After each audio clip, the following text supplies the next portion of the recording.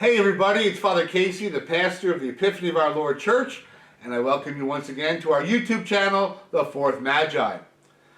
You know, as a priest, and especially now as a pastor, one of the most frustrating things that I find is that I will make a plan for the day, especially when there's nothing scheduled, and I'll think to myself, I'm going to get all this desk work done, or I'm going to organize my apartment, or I'm finally going to get to those reports, and I think I'm going to get to some project because there seems to be a big window of time, and I get excited, and then a phone call comes in, someone comes to the door, another phone call comes in, and I have to go to the hospital, or I have to go to someone's house, or I have to go to both, or I have to counsel someone who's in desperate need, somebody needs food, and all of a sudden, that window of time that I thought I had, out the window.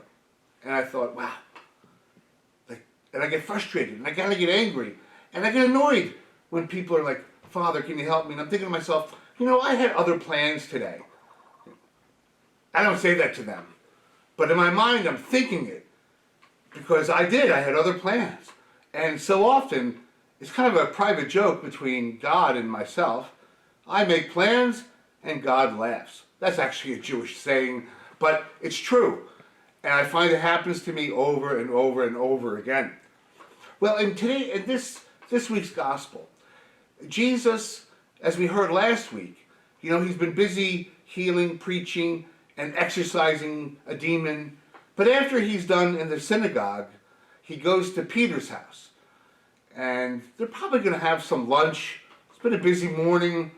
Going to go to Peter's house and have some lunch. And lo and behold, they get into Peter's house, and his mother-in-law, who's usually the one serving, she's sick in bed with a fever. Well, they tell Jesus, well, if you want some lunch, well, you better do something about his mother-in-law, because we're not getting any food until she's better. No, that's not what happens, but they tell Jesus about the mother-in-law, and Jesus takes her by the hand and heals her. And what does she do when that happens? She gets up and makes some lunch. It says that she got up and served them, so she probably did make them lunch. But so Jesus, even when he tries to break bread with his disciples, he has to do work. And the mother-in-law probably so thrilled that, you know, he was better than Robitussin and Tylenol, that, you know, the fever left her, that she serves him. But then, after that, you know, people are coming to the door. Hey, we heard what happened at the synagogue.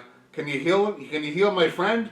They're very sick. And so thousands of people are coming to Peter's house so Jesus can heal them or drive out demons or whatever they need. And for hours and hours, you know, Jesus is performing ministry. And then, well after midnight, in the wee hours of the early morning, Jesus finally, things slow down, of course, and Jesus sneaks off to pray by himself, as he does so often. You know, Jesus can't say, hey, I'm going to go pray a little bit, because if he tells people where he is, what are they going to do? They're going to find him, and they won't be able to pray a single prayer. So he sneaks off to pray by himself, you know, just somewhere nobody could see him, and he's probably there a little while, and the apostles are probably looked around and said, hey, where's Jesus? They went to go look for him. So they find Jesus, and Jesus he's got to be frustrated. Like, I can't even pray by myself. I can't even catch a break here. And the apostles say to him, you know, everyone's looking for you. So I'm sure Jesus got up and he dusted himself off. He says, no, let's go to the next town and I will preach the gospel there, because that's why I came. And that's what happens. And yet, you know, our lives are so busy. I mean, this is the whole point.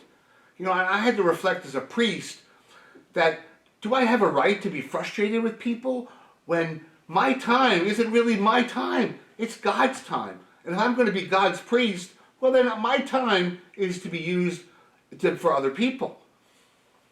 But you see, you and I as Christians, no matter how busy our lives are, we're called to be Christians in all aspects of our life. And yet today people, they compartmentalize their lives.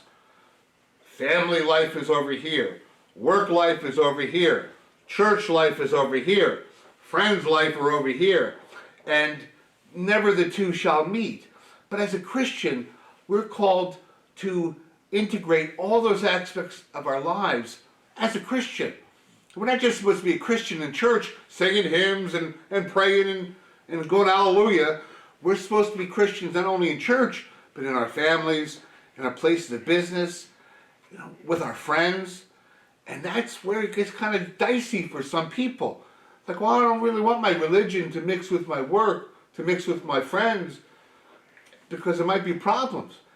But you and I are still called to be Christians, to be followers of Jesus, by what we say and by what we do, how we treat one another, how we love one another. So the challenge this week, ladies and gentlemen, boys and girls, is how are you and I integrating, weaving into our lives, all aspects of our lives, our Christian faith? If Jesus had time only for others, sorry to say, but you and I should only have time for others as well, if that's what's needed, because that's what it means to be a Christian. No one ever said it was going to be easy.